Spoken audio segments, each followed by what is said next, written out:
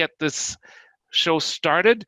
Really happy that you're back with us again, and I have plenty to share with you today on this phase of sale, which is the discovery. So let me share my screen. There we go, screen 2. So you see my screen all right? Excellent. I'm just setting up my other screen so I can still see your faces in case you have strong reactions. We never know. So this is the second phase. I wouldn't say part 2 because we had part 2 yesterday of the first phase about building better relationship. Today we'll talk about the discovery, or the art of asking the right questions. And again, just like the last webinar, you probably know a lot of this, most of this, or some of this. The point again today is to equip you with common language. So we'll learn a little bit more about how we label stuff in there. So it might actually bring you an additional tool or tweak way of working you already have. So it's the same objectives here. And I am still with the best team I could ever ask for. I have Jessica Smalley on my left. Maybe it's down or up for you, or not even on screen. But Jessica is still with us, and she's handling all the technical aspects. She'll be the poll master. And today, too, my co-host that I always have the joy of working with, that she helps me so much to bring this content up to par, Kaylee Madison. And she will be your role play, or my role play partner for today, because we'll have a little bit of role play and you will evaluate Kaylee's performance. Sounds good? Excellent.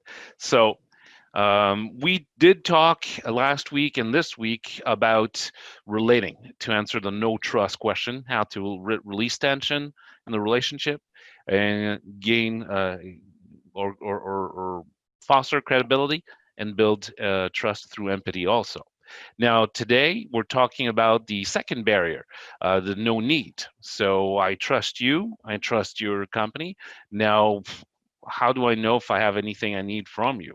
How do I know you're the right designer for me? Or how do I know you have anything I need that you offer? So that's phase 2 of the 4-part series.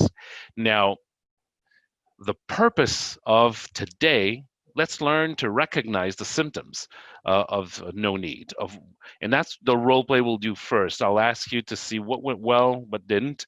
And Kaylee shouldn't be too good. She was channeling her inner bee. And then we'll learn a couple of skills to avoid the no need. And that will be the main tool I'll give you is just a set of different types of questions to bring to your clients to probe specific things and areas to probe too. So that's where you'll collaborate one of the activities too. So that's the process basically. We'll do that role play experience on no barrier need and then learn an approach of areas, key areas that we want to probe and key questions that we can use. So the payoff for you at the end of this, you'll gain quicker access to critical information. So it's about knowing all you need to know and knowing it efficiently. So sometimes it means faster, sometimes it actually means just to get a deeper understanding of their needs. Sounds good?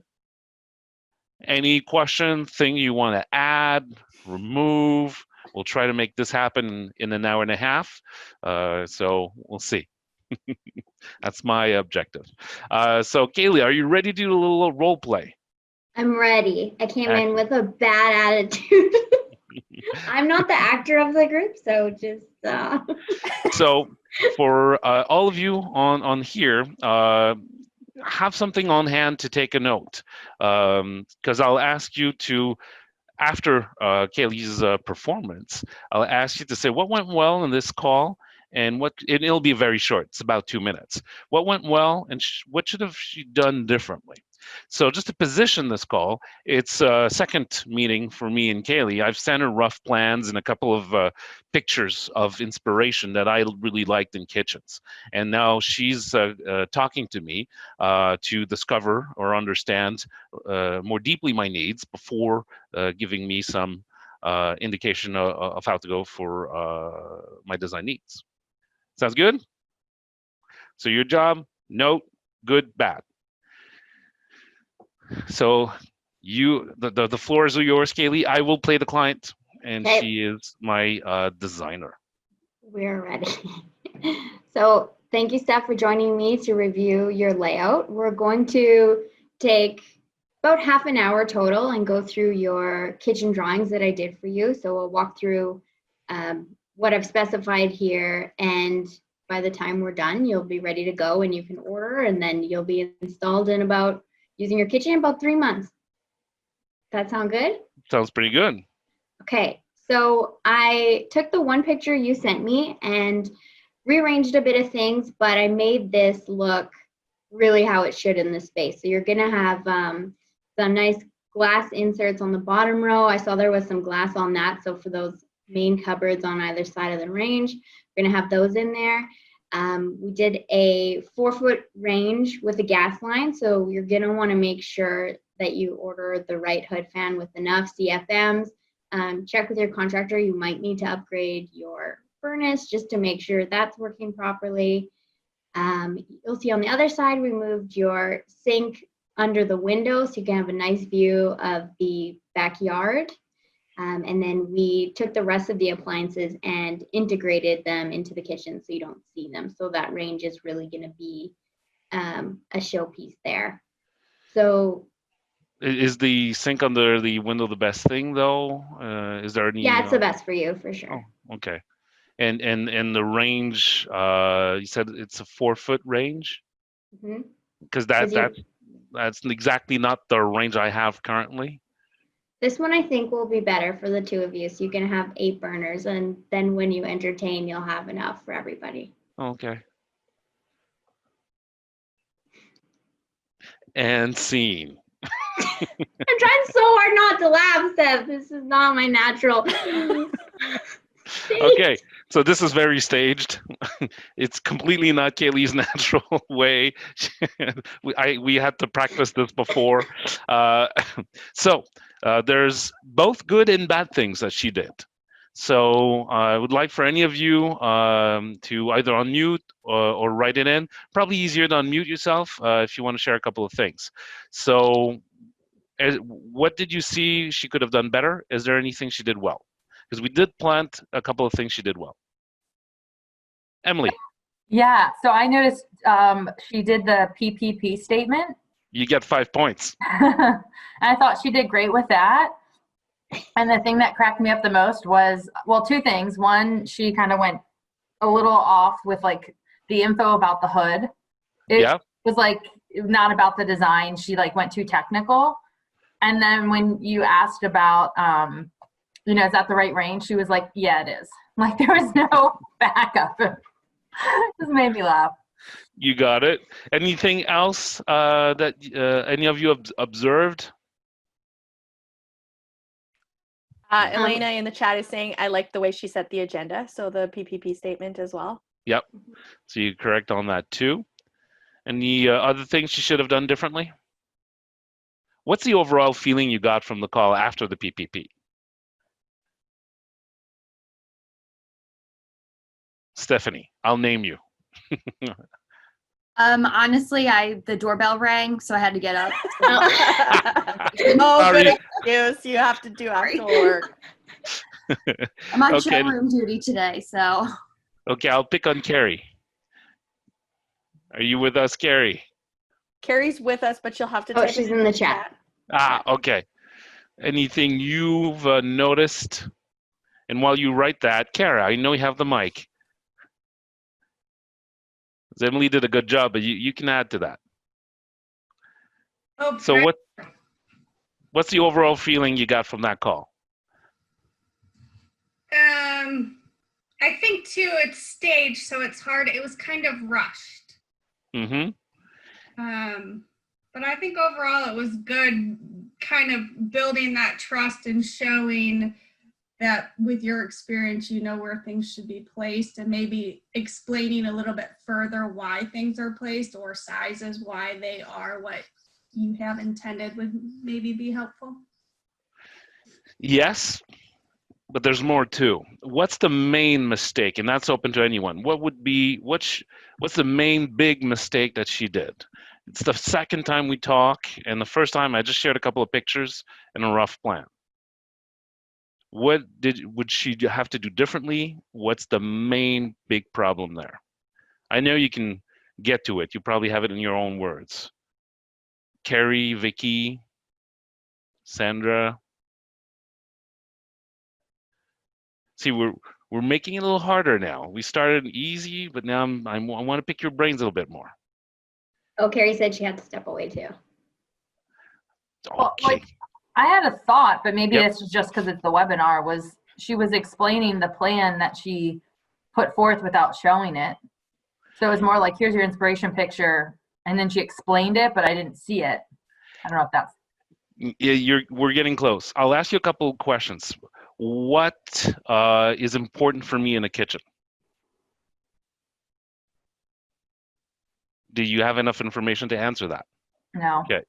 What style of kitchen do I like? Other than what I've sent in the pictures. We don't know. So there's a lot of things that Kaylee assumed based on a couple of pictures. So in these pictures, what did I like? She never asked that. So I might have loved the fact that it's a white kitchen, but the fact that it's an inset kitchen might not be. I was actually using the kitchen on the screen as inspiration for that. So maybe I love the color, but I don't care for the glass windows. And she led with, we'll put that glass window everywhere because it's on the picture. So that's all about jumping the gun. And that's something that we might be doing sometimes, where we're super passionate about the work we want to do. And we got a couple of ideas from the client, and we assume that's everything they like. So the first thing here is not jumping the gun.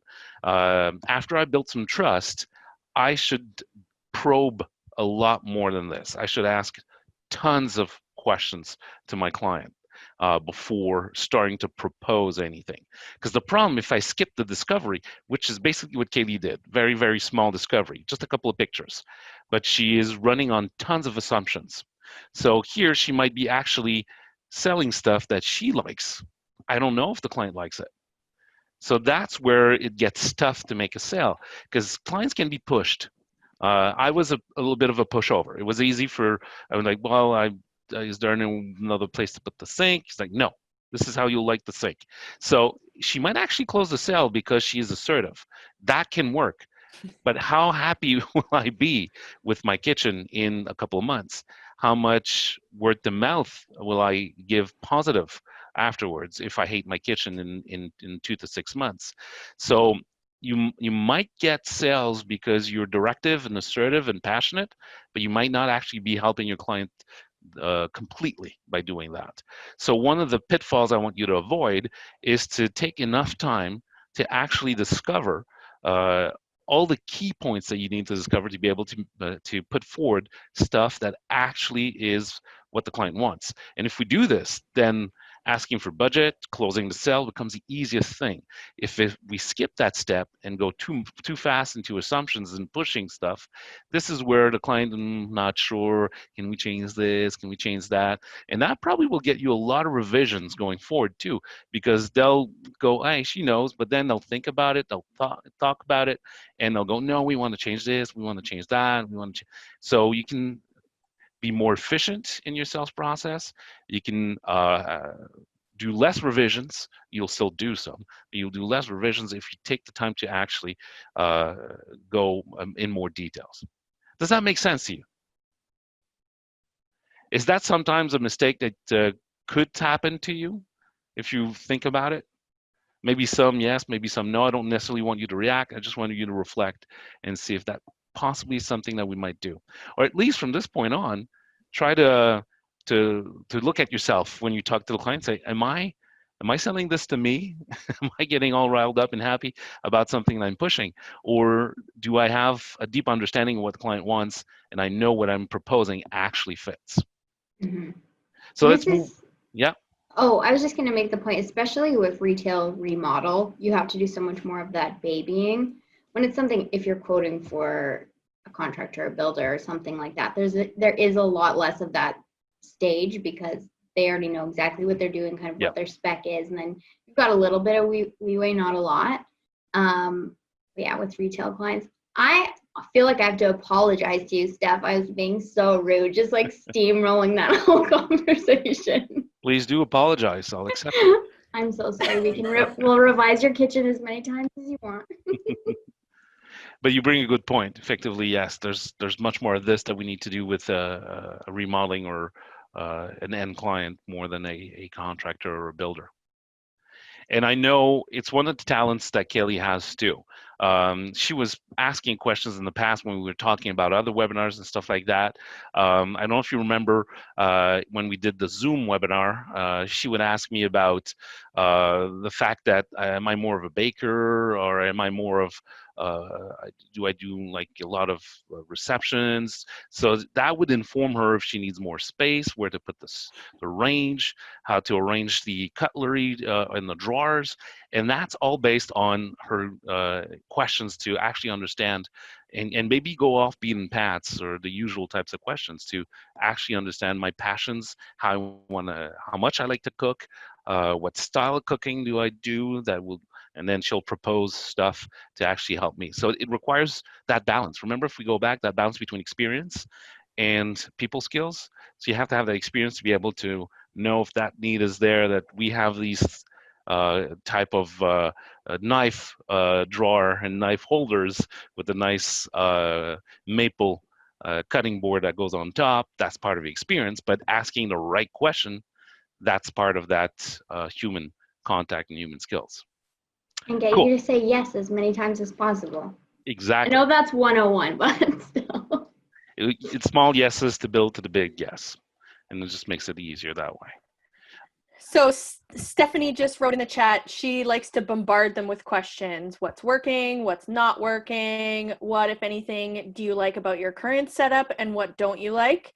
And that almost gets them started. And they'll talk and talk and talk, and I'll try to take notes of everything that they're saying. It's a good way to get them to start talking, I think. You just shared a couple of very important key points there, Stephanie. So 5 points to you too. Woo! Note taking. You probably do it. If you don't, it's absolutely important to do so. Not only because memory is something that forgets. So we might forget, you're pretty good. You forget 1 out of 100. I just hope it's not something important for me, that 1 out of 100. And the second thing, it shows your clients you're actually actively listening. So taking notes will show them that you're professional and actively listening. So another thing too that Stephanie mentioned before having to answer the door, that's why she probably left, is to probe different things. So this is what brings me to the gap model. So one of the quick tools I keep in mind when talking to a client is I want to find the gaps. I want to find the pain points between a couple of things, between what they have today and what they want. So my actual versus my want. And don't worry, I'll also give you this PowerPoint.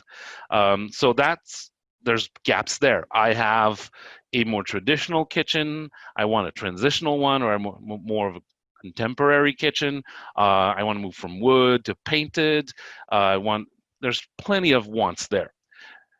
One thing we need to not forget too is to probe the past.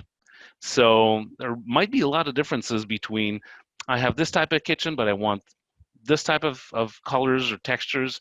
What did you have in the past before this current kitchen? Well, I had this type of kitchen. Did you like that? Because going from, I used to have more MDF or particle board. I hated the doors. They would warp. So they don't want that in the future, but they might not know that stuff evolved and we have much better materials now. So probing between today and tomorrow is great, but don't forget to probe between today and the past to inform you. So there might be mistakes that were done back then that you could offer them that it won't stick because, that's 2 kitchens ago and I had that problem. So you can actually skip that and go, okay, what before this kitchen, what did you have? What worked for that and what didn't? that will inform you in stuff not to make as a mistake that you wouldn't otherwise know. And any pain points or gaps between that past and today and in the future, that's your plan. So the mistake that I've done in the past was to offer things that weren't part of the gaps. If there is no gap, there is nothing you need to sell to them. So you need to identify the gaps and only offer stuff that fills the gap. That's the passionate seller's mistake. You know they need this, but do they really? So if you cannot say in the future, you'll see we'll pick that up again. Because you needed this is what I'm proposing to you in your kitchen or in your cupboards or in your storage needs. So if I cannot say because you said you had this need, or because you said you want this type, or you like this thing, this is why I propose it. If you go, I'm proposing this, but I can't relate it to a specific need, you're overselling. And step back. Make sure you find that need. Make sense? Got another good point from Stephanie in the chat. A few more points for this for sure. Lots of open-ended questions while you're probing. So what can I help you with versus can I help you? Mm-hmm.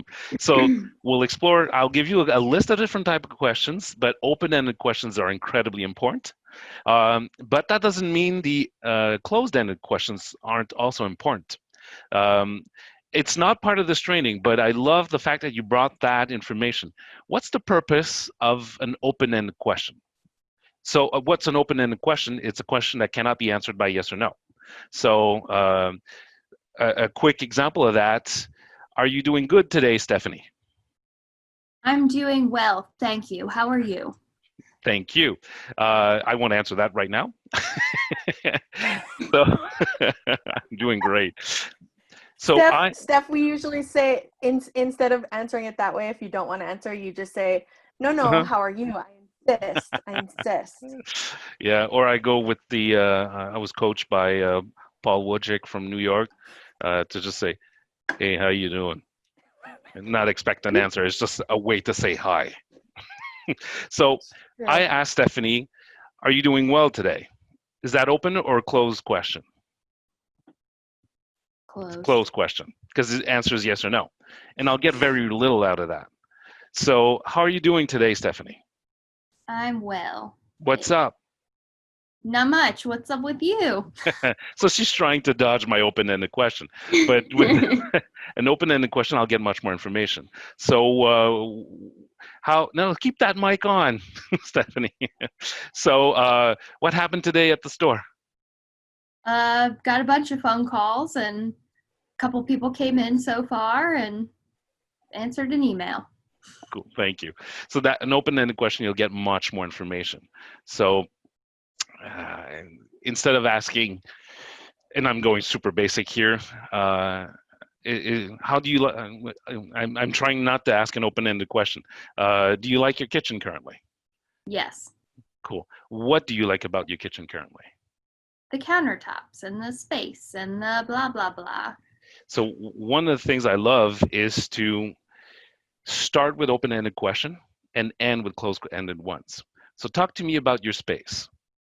Well, there's this and this and this and this. Well, when you talk about this, is that something you like or something you'd like to change? So I might start really open to open up the field, get tons of information, and then go a little bit more precise and ask and close-ended question. Is this something you want to explore? Yes, no, yes. Okay, maybe open-ended question on that topic.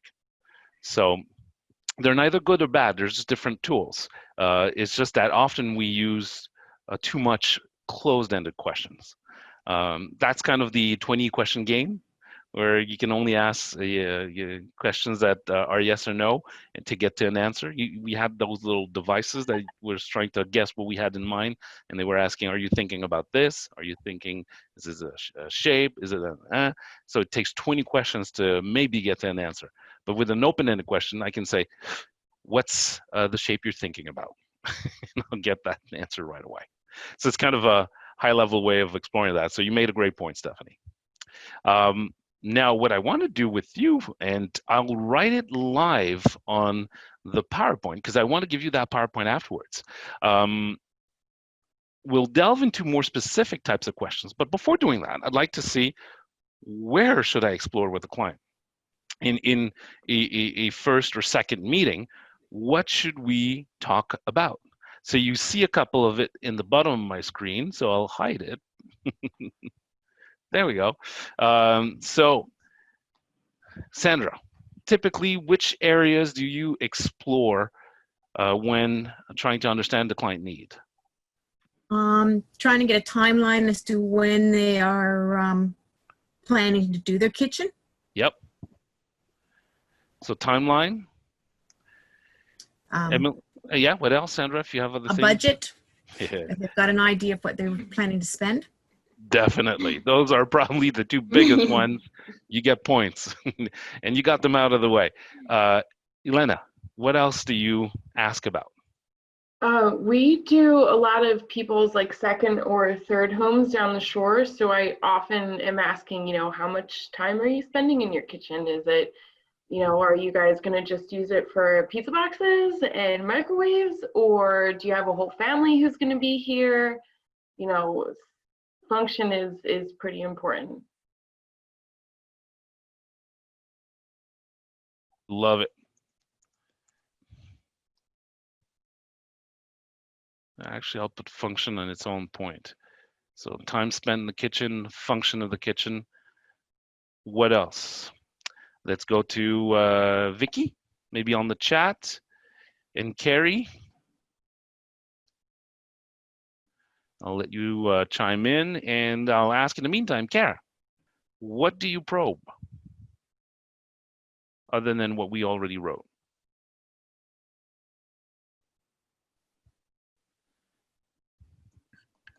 Maybe she had to answer something. Emily, your turn. What do you probe? Where do you ask? What areas do you check into? So I try to get into style to kind of learn about their aesthetic. And then I also like to touch base on appliances as well to kind of understand how they use the kitchen, if they're need lots of refrigeration or something like a warming drawer. I just try to touch base on that, maybe based off what they have or what they would love to have. So Excellent. Another big one for us is how did they find our company? Oh. So that helps ownership. Oh, I heard you on this radio station, or I saw you in this magazine. So they know where the marketing is coming from. But on the flip side, it's, oh, my neighbor used you guys. So we would give that referral to that designer. So that's one of the first questions we ask after, what's your name and address? That's a great point too, because that also helps if ever you have marketing campaigns that you're doing and you want to track down what medium worked. If we did social media, did you get to us through house? Did you get through us to Facebook? So that also helps the management actually put the dollars in the right place above and beyond what you just shared with us. Stephanie, good point. Vicky in the chat writes what they like and they don't like about their current kitchen. I love it too.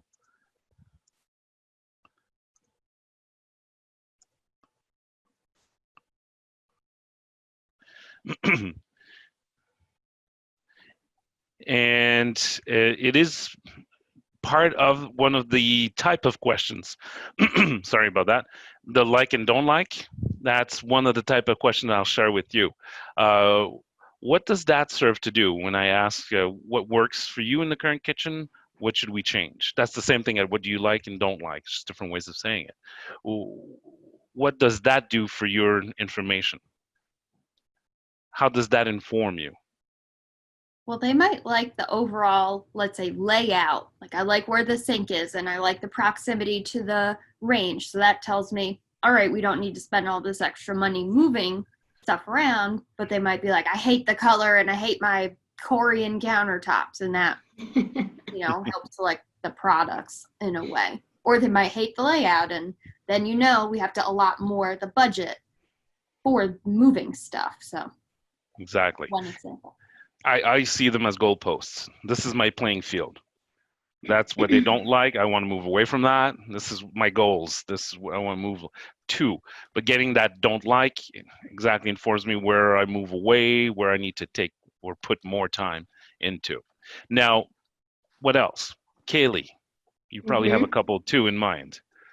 Aside from this, I mean, overall, their hopes and dreams, you know. Oh. But no, I think. No, I'm putting it down. It's actually But important. it is. I'm saying it kind of sarcastically, but honestly, what is their grandest vision? And I would rather them tell me up front, like absolutely everything on their wish list, because if like you can get them kind of excited and say like this, this, and this, and that's why when you get to the next step, it is a little bit more work. But you can say, okay, here's kind of what the overall cost is, especially if they've talked about their budget. But like we talked about, does that include any mechanical changes? That include appliances, countertops, all those things that can fluctuate a lot if they're doing KitchenAid or Sub-Zero. That could make the difference between having all their cabinet wish list. So taking that and then breaking it down in the next step. But yeah, that was a very long-winded way of saying their hopes and dreams. That was what I meant. Yeah. So that's another type of question, which is the no limit question that we'll see in a moment. And that's actually a very key question to ask. So I sometimes go something like, if budget and space was not an issue, if you could do anything you want with your kitchen, what would be your dream kitchen? And why I ask that is that oftentimes people kind of impose restrictions upon themselves based on their beliefs, good or bad. So they might say, well, I'll never be able to have channel cabinetry in a kitchen, so I won't talk about it. I've already made my mind, we'll move to something else. But then we might have some J-pull doors that can get you close to channel cabinetry, but for much less. That might fit in your budget. So I want to know that you want channel cabinetry, because I can offer you something that's close to and might be within your budget and make it realistic. So oftentimes people will limit themselves with constraints that they don't know you can lift. So to me, that hopes and dreams, that wish list, I want to hear all about it. And I'll let them know. We'll see. Maybe we can actually put in some that is well within the budget, because there's evolution in the products, in the possibilities, and the materials all the time. So that doesn't mean I'll build the kitchen that way and it'll cost you 50,000 or 100,000. I might even position, I'm asking you this because there's a lot we can do sometimes within your budget that will actually make this closest to the dream kitchen you've wanted and still be cost effective. So a good couple of areas here, but don't forget to go there. Now, when you ask about, let's say, function, style, aesthetics, likes and don't likes, that's where I like to put those. Those can be time-based, because timeline is for this project, budget is for this project, but function, style, aesthetic uses could probably be probed in not only between what you actually have and want, but maybe be probed, how did you use your kitchen in the past? Your previous kitchen, how was it? What do you like best and least about your previous kitchen? How has your style evolved from 10 years ago to today to tomorrow? And you might see that the style has not evolved. So maybe they're not somebody that wants to move to garish new things. But if you probe in the past, you'll get that sense that they're pretty stable in their design choices. So I might want to give them something a little bit more timeless. They keep, in the past, they were the first to go for, in the 70s, the J-pull doors that are coming back today. So they might want to try new stuff, and they're the type of client you want to maybe push that design envelope further. But that's where the key is. I don't want to be interested only in today's kitchen and tomorrow's kitchen. I want to know about yesterday's kitchen, the past. So a lot of these questions or the areas that you want to probe could be spent also a little bit of time to see, when was the last remodel you did? And I might actually ask about I'll put it there too, past designer experience.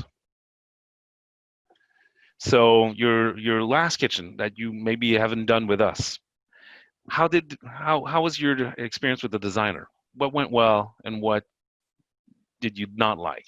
So I might actually find out that they were really sensitive to timelines. I might find out that they loved the innovative ideas. They hated this, and that gives you your goalposts. I need to avoid this type of thing because they hate that. I need to move more towards that. So you can actually ask about their past kitchen buying experience and She probe said into we there. needed an 8-burner gas stove, and there was no I was other just gonna option. say, it's Yeah, my past designer was a little bit pushy. She was from the West. Uh, great taste in the core, but a little pushy, just a little. So that's where I want you, if maybe in my mind the contribution I can make is you probably ask a lot about these areas is to maybe probe in the past and maybe add that past design experience to know what their expectations are of a good designer. Sounds good? And don't worry, I've put what you suggested there so I can send it back to you. Anything I should add to this list now that we've talked a little bit about it? Is there any other things that come up to mind?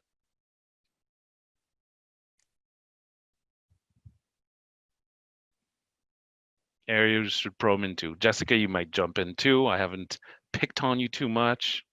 yeah, and this is my first time going through this presentation, so I'm an attendee today, like the rest of you guys.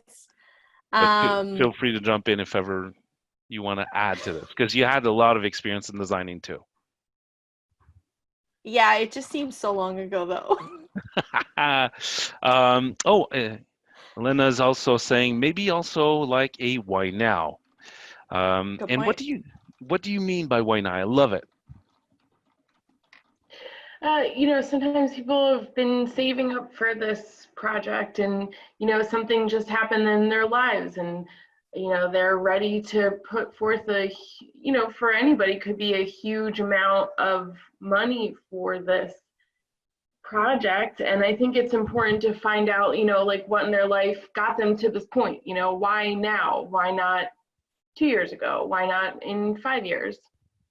Love it, because that's it. Might be they saved up, they just got a wad of cash.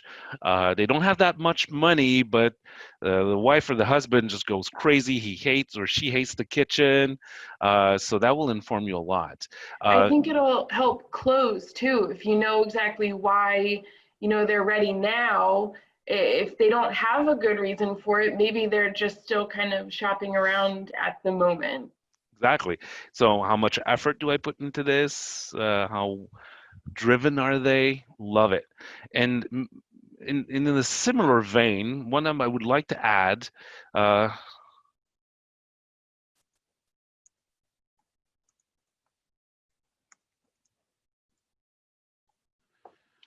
will this project impact you and your family? That's a feeling finding question. We'll discover it in the next slide. But we ask a lot about facts, timeline, budget, style, aesthetics. Elena went into that feeling. Why now? That's also part of like a feeling fact finding, but a lot of feeling will come out on that. But I want to go in the feelings. I want to know not only facts, but how do you feel about this? So, I'm a little bit nervous because I'm really tight on budget, or you know what, we're real iffy. We got burnt in the past with bad design ideas, and that can inform you a lot. So facts are one thing, but how they feel about it is actually super important. I need to manage your feelings. We're a little bit of psychologist when we do a big sale like this because there's a lot of money involved. Some might actually say, you know what, no problem. I've been doing a lot of remodels in the past, and I see this as a super positive. I'm really excited and riled up about this. Great, let's pursue this excitement. But if I get senses that there's stress, back to that building relationships, they'll tell me about stress levels. I'll address that. Sounds good? Love it. Love it. So, and that's always something I love to do. I've worked with other industries before, and I did the same exercise of building key areas, and I would refine it in time with different groups that would add to it, and it would say, hey, I've never thought, but this is a great place we should explore, but I haven't thought about exploring that. And so again, I'll send you this list, but if you have more afterwards, send us an email at training@Cabico, and we'll add it to this and to for the others too. So keep that in mind. Now, I'd like to move into, now we have areas, high-level areas, where to explore my gaps. What are specific tools I can use to get more information or better information or quicker information? Let's put it back in full screen. And we'll explore types of questions. One is the permission question. So here, I'll just pick your brains. If I don't define it and ask you, what is a permission question? What comes up to mind?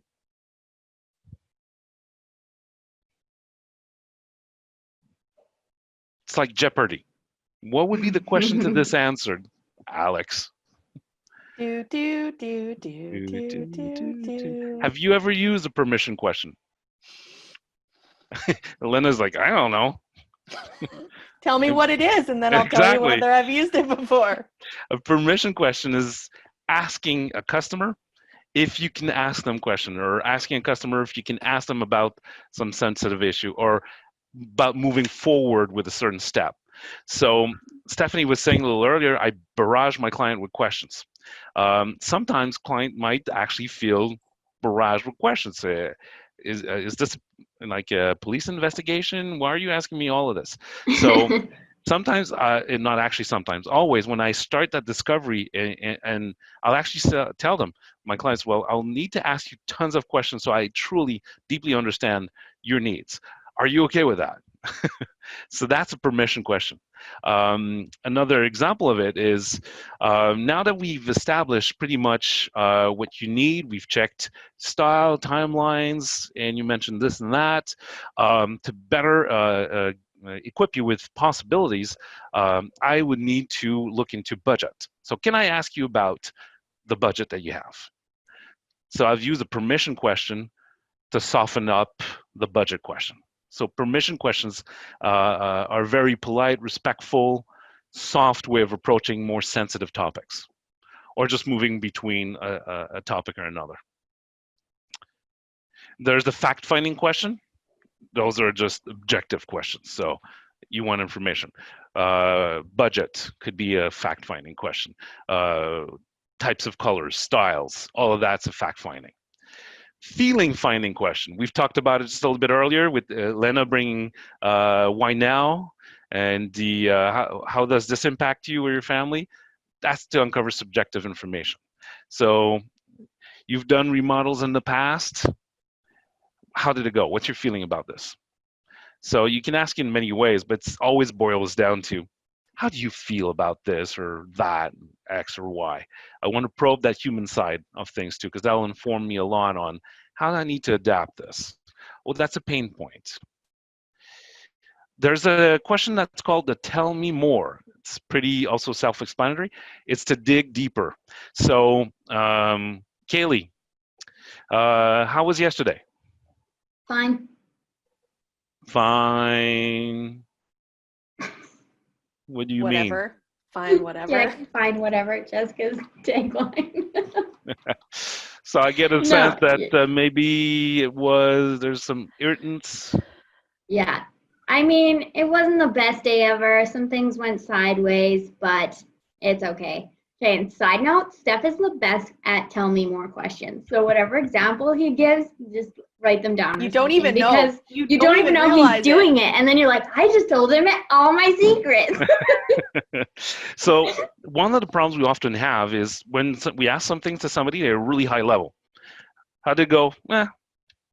Do I have an answer? No. Say, do you like this type of kitchen? Let's say I use a closed-ended question when I should have used an open one. It's like, what type of kitchens do you like? Oh, anything Nice modern, ones. nice ones. I don't have an answer. What's nice? So sometimes I'll just reuse the last word and put the integration. I'll ask it as a question. So nice. Well, modern kitchens. Still no answers. There's been a lot of studies, and you can easily ask 5 times the same question before you get actionable information. So think of your significant other. How was your day? Meh, meh. Well, typical work stuff. Typical work stuff. Well, I, Kaylee was a little pushy with her design ideas. A What do you mean? little. Well, she wanted me to put the sink there. Ah, finally. Okay. Now I know what you're talking about. So the cool thing is whatever I learned here is not only applicable at work. You can use it in your day to day with your kids. Teenagers are really, really good at not answering the question. Um, Stephanie just in the chat said, Steph, how do you know what my No. home conversations are like? Now, ever since he was like, it's science, you have to ask 5 times. Now, everyone in my life is just more annoyed all the time. Exactly. But Okay. eventually you refine how you ask it to not be annoying. But to me, that's one of the questions I want to use most as a trainer. Because if I want you to think about things, develop things, we need to go to actionable information. So what do you mean by that? Can you expand on this? Are different ways to use a tell me more question. The best least, you all already mentioned that before. Would you like the best, the least about your current kitchen, your past kitchen? Would you like the best about dealing with a firm like us? What do you like the least about dealing with a firm like us? Or the designers you've used in the past? What went well? What would you like to change? Many ways to position it. There's the no limit question. That's the dreams and wishes that Kaylee was mentioning. So if, price, time, space, effort, you can ask anything. What would be that ideal kitchen for you? What passions you when you think or whatever you saw on TV, on the HGTV shows that you went crazy about? I want to know about it because I can probably make something happen within your budget that comes from there. Steph, what happens if their ideal is just not, you just can't make it happen? I know Well, that. I know in your 10-foot kitchen, you can't have a 48-inch gas range and your $20,000 budget, you're not going to get the wood hood inset, walnut, elmwood. What do you do then? But the first step is knowing, because otherwise they might have that expectation in the back of their mind, and you'll send a drawing with the chandelier not hanging that low, and they'll go, "Can you make it hang lower?" And you'll have to micromanage these steps. But going that no limit and understanding that their expectations are there, and the means are here, you're equipped to address it. So to me, that's good information. It's work, but it's good information. It's like, okay, your dream kitchen is really a dream kitchen. So let's see what's reasonable or feasible within there and what is not. So my job as a designer, as a consultant, is to shine a light on both. So, and that will actually frame the conversation, manage expectations. And sometimes I'll have to deflate because of that. And keep in mind, I don't always use all these types of questions. There are different tools. I don't use a hammer for screwing a screw in. I don't use it's that's the English Frenchy comes out. So I'll use different tools for different purposes. So that's where a no limit question is not necessarily something I'll ask all the time. If I feel the client's climbing up, if I feel the client's not showing or sharing everything, I might use it. If the client has high expectations too, that might use different types of questions to frame it. So do I use the no limit all the time? No, but I use it often because more often than not, I have clients that have limited or self-imposed limitations that I feel, and I'll explore that. And if I open up a can of worms, at least now I'm able to manage it. So, okay, yes. Well, if you want to raise that ceiling, we can make that happen. But barring that, it will not fit and you won't get good results. So this is what I'm sharing with you. Does that answer your question, Stephanie? Cool. So that's a checking question. You'll see, I can label all my questions. A catch-all question. So catch-all is something I use often also too. When we explored the what questions areas that we need to question in, before moving to here, I said, is there anything else we need to add there? That's a catch-all. It's great to use at the end of the discovery process.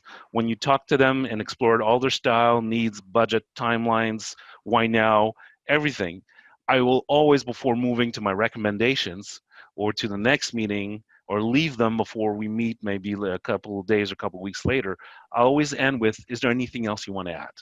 Is there any other important points you need to share with me? I will always phrase it positively. That's something I pay attention to. Because a lot of people will go, is there anything I forgot? I'm not in the business of forgetting. So I will always put it positively. Is there anything else that you want to add? Is there any other important things we need to go over? So it's very small change, but it's neuropsychology. I'm borrowing a little bit from that, where if you phrase things negatively, you'll give a negative tone to the conversation, which I don't want. I'm building that enthusiasm. I want those yeses, and I want to make it a pleasant experience. So I'll phrase things positively. The same thing when I call somebody up. I won't say, is this a bad time? Also, is this a good time to talk? Or I won't go, I hope I'm not bothering you right now. Is this a good time to talk? So I'll phrase things positively. So the catch-all I used to phrase negatively, I tended to do, hey, is there anything I forgot? Because I don't want to forget. And I changed that to, is there anything we need to add to this? And that will help the client go, you know what? Yeah, this. Or sometimes no. Fine, we'll move on. Now, Stephanie just said in the chat, I do also like to say, are there any questions you have for me? Excellent. That is also a good example of a catch-all. So, and it's also giving them a little bit of control, which is important, especially if the client's directive. So giving them control is important. So questions you have for me, that actually opens up the conversation. Love it. You get an extra point. Now you can see Kaylee will look off screen because she's counting the points. I am. I was just checking. Stephanie has 20 points. I've been getting 5 instead of 1. That's the 20 If you're point wondering death. what I'm doing all the time, I have like a dry erase top on my desk.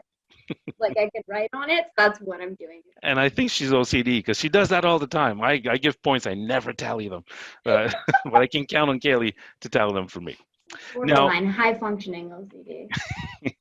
The checking question, it's a way to rephrase what the client just said to verify if you understand. I use that a lot too. So if I understand what you are saying, Stephanie, is that you use is there any questions you have for me question to open up the conversation even more. And that allows the client to say, she nodded. So automatically the client will, because sometimes you will understand things differently than how it was said. And that's something I also use a lot in my personal life because I will understand it in my way, might not have been said that way. So by using a check-in question, it often allows the client to go, no, that's not what I mean. I'm fine with inset. I just hate if it's thick. Okay. I also find that helps because they don't necessarily know the correct vernacular. So they might be talking about the stove, but they're really talking about the ovens and the tall cabinet. They're not using the right words, and I get confused all the time. What are you talking about? Oh, they're talking about the bulkheads, but they didn't know the right word to use for that. Crown moldings. There's all sorts of things that Yeah. Good point. Exactly. So checking questions allow you to make sure that you are okay with the vernacular, or at least their perception of the vernacular used. And last but not least, the redirecting question. That's something that gets me out of trouble sometimes. You might have clients sometimes that are long-winded, or you say, okay, what did you like about the past kitchen? You know what? That past kitchen really served me well for 25 years. It was made of wood, and we painted it 3 times. And that paint we got from Sherwin-Williams. You know, that clerk at Sherwin-Williams was amazing. I love these types of clerks. I knew his mom. And you should know that last Sunday, I met this clerk mom again, and she was completely different. She was wearing a new dress, and I hate these dresses. It's going from topic to bottom, and you're like miles away. So I always have a redirecting question in my back pocket. And when they take a breath or have a little pause, I might go in. So you mentioned a little earlier that you really liked inset cabinetry. Can you expand a little bit more about that? What do you like about the inset cabinetry? Can we explore that for a minute? So that is a very polite way, and I'll ask them. So you mentioned this earlier. Can we go back and explore that one for a little bit? So often I was like, oh yeah, okay, let's go into that. And so it's a way for me to maintain control over the conversation if we're going off topic or non-productive topics. I'll give them a little bit of leeway. It depends on the type of client. But if I need to rein them back in, I'll use a redirecting question. So usually I just actively listen. So I pick up a couple of things and they might move on to other things. Oh yeah, we need to explore this a little later. So that keeps in my back pocket and bring them back. Sounds good? Those are a couple of the main ones. There might be other types, but those are the main ones I like to use and I see most often. So I've put them back on screen. Let's see if you can play Jeopardy well. We'll give you statements. Big points. Big points. Statements from the poll, and you'll need to answer the poll with the right type of question. So it'll only be three. I'll give you a statement, and there's going to be three types of question. So a statement might be, how many ovens do you have in your kitchen currently? And you'll have to say, is it a fact-finding, a permission, or a catch-all? So if I say, how many ovens do you have currently in your kitchen? Is it a fact-finding, a permission, or a catch-all? Fact-finding. Fact-finding. Very good. So, Jessica, Yes. start that poll. I'll give you maybe 5-6 minutes to fill it out. I won't have individual results, but we'll correct it together. We don't? You're going to have to be very honest with me then. This is Okay. like webinar all-stars because some of the highest scoring participants of this entire thing are all here today. Okay, is anybody seeing the polls that I just sent? Yes. Okay, perfect. Excellent. Steph, it worked. Because Woo! we've tried it before and nobody saw any polls, so this is good. I'll just let you run the polls. Have the magic poll touch. I guess so. I just had to click a button that Just- said launch polling, and then I'll get to watch as answers come in. I'm jealous. Well, they're all at 0% so far, so.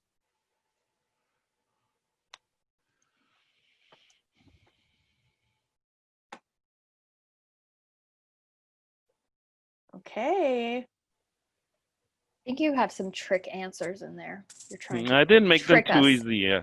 Some of them are easier, some are not, but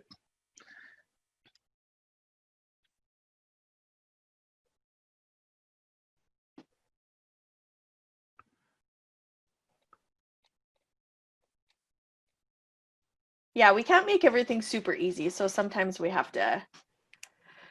Okay, I'm doing the poll right now, and some of you might be like, hey, we didn't talk about this. The no limit question is also called the magic wand question. That's what I thought the trick question was. Oh, oh, didn't I I need not to change my answers. you didn't change your polls. Oh shoot.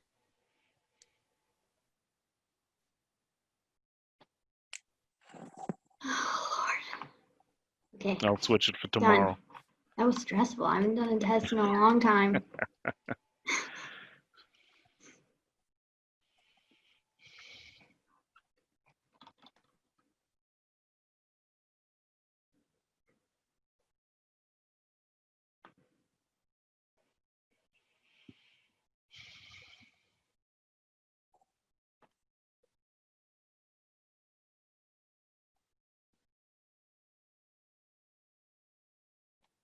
Five people are done. It says, oh, now 6 people.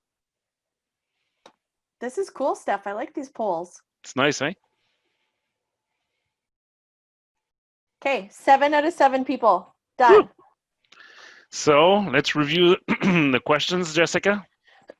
Okay, so the first question was, can you tell me more about the type of cabinets you are looking for? So the options were fact-finding, a tell me more question, or a catch-all question. That was a simple one. Well, Was it? Was not. Because we had 3 people that chose fact finding and 4 that chose tell me more. The key in that one, the tell me more, was in the question itself. So it Can does you feel. tell me more? Stephanie's laughing because I'm assuming she got it wrong. Oh, no, you didn't. I am a little bit tricky on these Got ones that because wrong. it feels like a fact-finding question. But can you tell me more about this topic is actually a tell me more question. Yes, I made it tricky enough. You did make it tricky enough. And Okay, that's so where I have question- fun. Next question. The next question is, what else would you like to go over regarding this project? And the choices were redirecting, catch-all, or fact-finding. Most people chose catch-all, but somebody chose fact-finding as well. Catch-all is the correct question here for 200, Alex. So repeat that question again. What else would you like to go over regarding this project? So what else we'd like to go over is a little bit more like what questions you have for me. Is there anything else we need to add? Yeah, it's kind of a broad spectrum of what the answers could be. Question number 4. You mean question number 3, but yes. 3? What style and type of material are your current cabinets made of? So the choices were fact-finding, tell me more, redirecting, and everybody got it right. It's a fact-finding question. Question 4. Yes, now we're on question 4. What seems to be working with your current kitchen, and what would you change? Did I fool any of you with this one? Well, yeah, the answers are split. So the choices were fact-finding, which actually says feeling-finding, magic wand, and best least. But we had 3 people that chose fact-finding and 4 people that chose best least. It is a type of best least question. What do you like? What would you change? Is the equivalent of what worked well, what did not work well. Sometimes I'll ask, what would you change? Because people don't necessarily react well to what you didn't like. Well, it was okay. Okay, what would you change? Oh, I'd change this. So I'll play with those types of questions sometimes. Question number 5. You mentioned earlier in our discussion that you really liked our Scandinavian collection. Could you talk more about that for a minute? Product plug here, Scandinavian collection. I noticed that. Awesome. So again, we seem to be split between redirecting and a tell me more. It's a redirecting. You mentioned earlier, I'm redirecting you. Yeah. But this one was a tricky one. Just repeat the question again. You mentioned earlier. You mentioned earlier in our discussion that you really liked our Scandinavian collection. Could you talk more about that for a minute? So could you talk more about that? Gives you the sense to tell me more. But it is really a redirecting. I'm using this to change the topic. Next question, please. Question 6 is, would it be all right if we talked about your budget? And everybody got this correct. It is a permission question. Excellent. And I thought it was the last question. No, 7, question number 7. If you had all the money in the world and the space you want, what would be your dream kitchen? And this too is kind of split. So we had 4 people say it's fact-finding and 3 that it's a magic wand, which I forget what we're actually calling now. That probably misled you because I'm calling it the no limit question. And that was the no limit question. If there was no limit on money and time, but that I won't ding you. I didn't change the wording properly. See, some of these are a little tricky, not just not intentionally. Just that, yeah. What the last final Jeopardy question? It's double Jeopardy. What do you believe will be the impact of this project on you and your family? And 100% of people said a feeling finding question. Well, everybody got that right. Yeah. Excellent. So good job, everyone. I give you all a high five. And well played. Well played. So that being said, brings us to the next slide. The summary, because we've covered pretty much all the content I wanted to share with you today. So in summary, when I do my discovery, I've built relationship. I sense that the tension is low enough that I can go explore. I established my credibility. I maybe used a Ben Duffy if it was appropriate. And then I'll go and ask permission to discover. So now that I want to barrage you with questions, I'll be nice about it. So now we're ready to go a little bit more about your styles, your aesthetics. I would like to ask you about all of that, if that's okay with you. So I'll ask you lots of different questions to really understand your needs.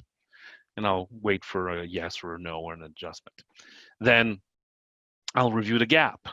I'll ask them the questions, of course, all the right areas. Then I'll review the gap. You remember I said at the end, you should be able to say, because you mentioned this is why I'm putting this in the kitchen or this in your storage rooms. So I will use that, and it's a key step. I put it in red. I do a discovery summary at the end. So now that I've asked you all these questions and I have a good grasp of what I need, I would like to go over the key points again in a permission question. So would you allow me to go over, because if I go right ahead, okay, so you mentioned this, well, yeah, I just mentioned it. Why are you repeating it to me? So I can say, I want to make sure I have everything I need. So what I'd like to do is go over just the key points that you mentioned. So you let me know if there's any adjustments there. Okay, cool. So then I'll start the phrases with you mentioned, you said, your view is, your taste is, but always bring it back to client. So I said, you mentioned a little earlier that you love the inset type cabinetry. You also said that you wanted to go more modern in the styles, even though it's inset. So my smaller beads on the doors, that new 95 door, if I'm not mistaken, and unique, right? Is that, am I remembering correctly, Jessica? Or The new give one me is 95, yeah. cool. I wasn't listening to you, honestly. Group Steph, 7. so. I'm used to that. So we're having fun, don't worry. So you mentioned this. You mentioned that the timelines were pretty important to you, so that if we do set out this for later summer, you have these contractors are also depend on that. We went over your budget, and you wanted a kitchen to fit between this and that. You. Why I'm doing that is to cement in the client's brain that it's not me that needs that and is selling that to you. You need that, and I'm answering that need. So the more clear it is in my client's understanding that it is their need, the easier it will be to answer that need, or at least make it clear for the client that you're answering that need and you're not just trying to push stuff over them. So, and as you're going, you mentioned you'll get yeses. And those are the small yes to lead to the big yes. And if you misinterpreted something, they'll jump in. They'll go, oh, no, we're actually this thing, or oh, I'm okay with that type of budget. And then you correct everything before you start investing hours of your time into a design that you actually have a couple of things that will require modifications because you understand it wrong or the client explained it wrong. So that review of the gap is critical. I will never end a consultation with the client without doing it. And then I'll request agreement. Does this summarize well what we talk about? It's a closed-ended question. I'm not expanding here. I'm closing. I'm finishing my call. So does this summarize well? Yes or no? What other points should I add to this? That's my catch-all question that we're using back here, and then describe the next steps.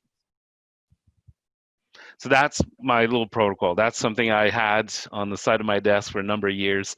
Just to remember when I'm talking and I ask questions, what should I do to really up my game professionally and contribute to that trust that I already start to establish with my relationship building. So, and that really helped set me apart from other people that would just note things and then come back to them. Now I would just take a moment to go over it, ask if it's okay. I go over it, summarize the key points, allow them to make adjustments, make sure that it is good, and then catch all question.